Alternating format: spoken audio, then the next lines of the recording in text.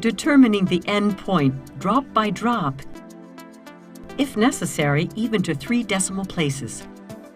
No problem for the titrate. Using it, you can titrate quickly and reliably, within the error limits of Class A. This is how it's done.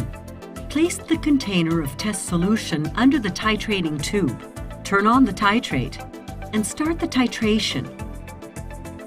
If the approximate concentration is known, titration can proceed quickly until shortly before the end point. Then add the standard solution, drop by drop, until the color change.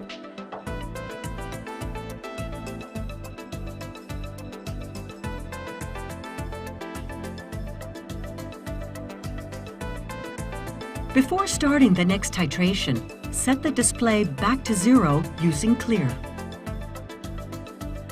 To fill the titrate again, move the piston upwards until it stops. You are now ready to start the next titration.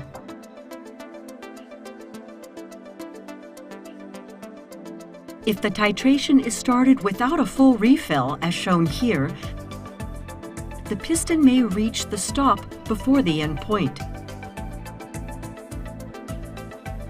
In this case, simply raise the piston for filling.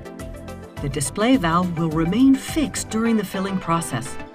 The titration can continue as usual, drop by drop, with the highest possible precision.